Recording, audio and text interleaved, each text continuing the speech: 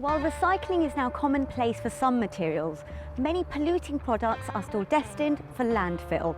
And even when things are recycled, they're often turned into low-grade materials that are less valuable than the original item. I'm Amandeep Bhangu in New Jersey, America, to meet a company that's developing technologies to revolutionize the way we think about rubbish.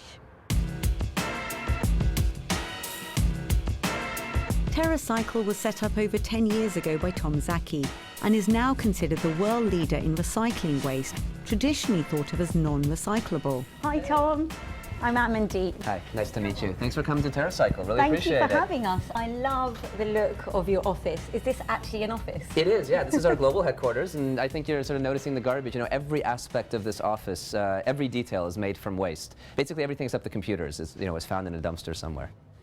We try to embody what we stand for. You can absolutely call a meeting to order.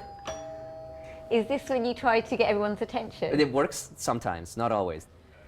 Just a little creativity and everything can be thought about in a different way. I think one of the tricks to garbage is don't think of it as garbage. And if you don't think of it as garbage, it isn't garbage. It's just another raw material. And it's what has made TerraCycle successful is this whole approach to not perceiving garbage as garbage. It's just something else that needs to be transformed into something new. TerraCycle takes materials that are traditionally bound for landfill and invents ways of recycling them into valuable plastics, which are sold to manufacturers. This reduces the amount of rubbish that ends up in the ground, while also reducing the amount of crude oil that's extracted to make new plastics. The company, which has an annual turnover of approximately $20 million, operates in 24 countries worldwide. We found that, without exception, any form of waste can be recycled. Crisp bags can also be melted into this granule. This is a plastic pellet that's entirely used crisp bags, and then that could be made into something like this, which is a dog bowl. Used chewing gum, we can recycle into a plastic. This plastic is made from 30% used chewing gum. And that's where we make the non-recyclable quite literally recyclable. And what we find is that the simple way to do that is as long as you can collect categories of waste and you put enough investment around it, anything can be recycled. So you've been going for about 10 years. That's right. This is our 10th year, and every year we've been bigger than the year before. This year we're probably going to process close to about 30 million pounds of material that couldn't be recycled, that TerraCycle has invented ways to recycle. Hoping actually next year to break 100 million pounds of total material coming through. Tom, you talked about cigarette butts and even chewing gum.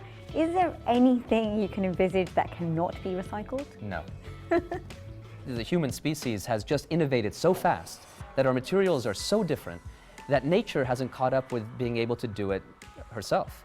And that's where other human systems like TerraCycle or other companies that try to look at what we do can come in and mimic that idea and create circular systems. New recycling techniques are perfected in the in-house lab before being conducted on an industrial scale in huge recycling plants. Their latest invention is developing a way of turning cigarette butts into plastic. Yeah, if you want to get some yourself, sure. I would recommend the tongs since they have been used. So this plastic is called cellulose acetate. It's a high-grade industrial engineering plastic. It is fire retardant, which is why it's used in cigarette butts. It does not photodegrade. It does not biodegrade. This is your traditional non-recyclable waste. This is the definition of non-recyclable. So you can just go ahead and start putting cigarette butts into here. And what does this curious looking machine do? So this is taking your plastic in your butt form and melting it down into a plastic and pushing it out through a die, which gives us the shape of the extruded plastic. So this is environmentally friendly because we're not extracting any more material from the earth. We're using what's already been produced and we're recycling it. This is what comes out. It's very black because there's some tobacco and material still in there, but this is still a reasonably strong plastic. Like I can't really break it just with my fingers here. That it's that strong? It's that strong. And then what happens with this product? Because it's so strong, we can put it into benches and other plastic products like that. And there's a beautiful story behind it. This used to be trash at one point, and now you've reclaimed it into something that is hopefully going to have a second life. A huge variety of items, such as cigarette butts, are collected in 90,000 locations across the world. Organisations involved in the scheme receive a financial reward for each pound of waste collected, which they can donate to a charity of their choice. So now at one of the collection points that TerraCycle works with, this one happens to be a library.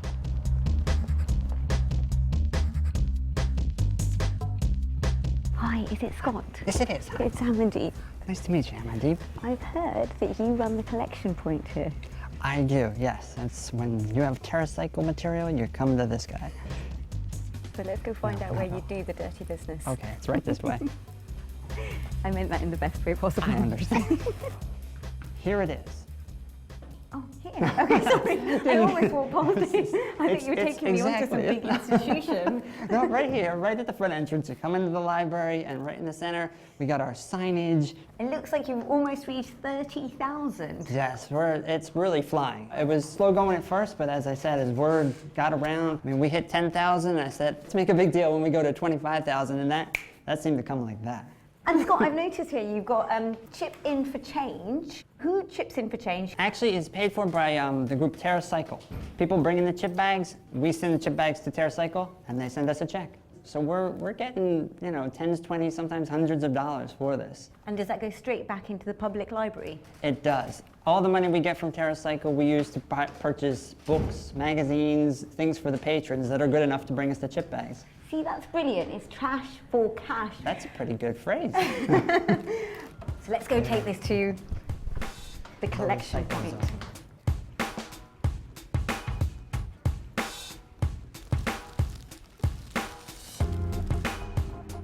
So I've come to the other side of town now. This is where one of TerraCycle's warehouses is based, and their recycled goods are sent over here.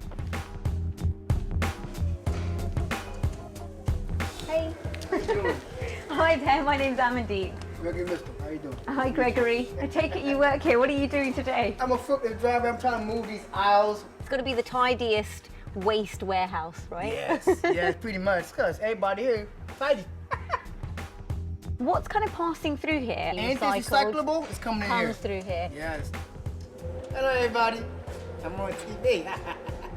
And all of this, if it wasn't coming here, if it wasn't in one of their warehouses, it would be in a landfill. So it's remarkable that they're actually collecting everything here, and it will be recycled, diverting it from being buried in the ground.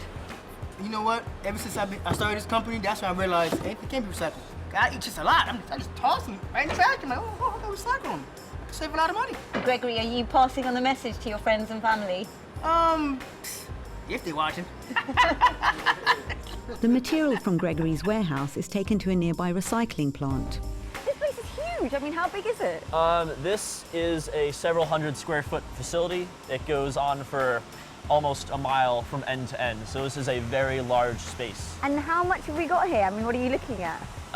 Several 100 million pounds of material goes through this facility. Is this where all cigarette butts end up? You know, the ones that we were... Right, yeah, the cigarette butts end up here and they are processed here. So this part is the shredding process. This is where we feed in material and grind it up into smaller pieces that our extruder can handle.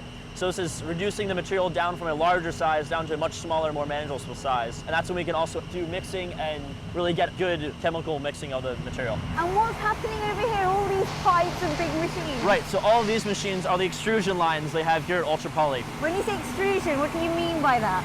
So extrusion is a process of taking a molten material and putting it through a die, and that die gives it a shape. Okay. And so this is forming the material to a shape that we can use. In this case, we're making it into a small pellet. Yeah, so like we're this, cutting right? it, yeah, much like this. So this is like the pellets you saw before. Yeah. Fresh out of the machine. Is this the end of the process? We've seen everything now, right? This is the end of the line. This material will go to applications and other companies, and they'll use this as their raw material feedstock. So this is ready to be shipped to a manufacturer? This is ready to be shipped and used again. This plastic is sold to companies around the world to be turned into all sorts of brand new products. And of course, once those products are no longer useful, the whole process can begin again, although there is some degradation over time. You know, if you were able to talk to a tree and say, what do you think about garbage? The tree wouldn't have a word for it because the word garbage simply doesn't exist in nature. Every output of one organism is the most important input for the next one. And that's how we have to think as well in the human system, instead of really thinking in a very linear way, the way we do today, which is extract materials, turn it into a product and throw it out. We need to be in the thought process of take materials, use them, then repurpose them into something else, then use them again, and keep doing that indefinitely.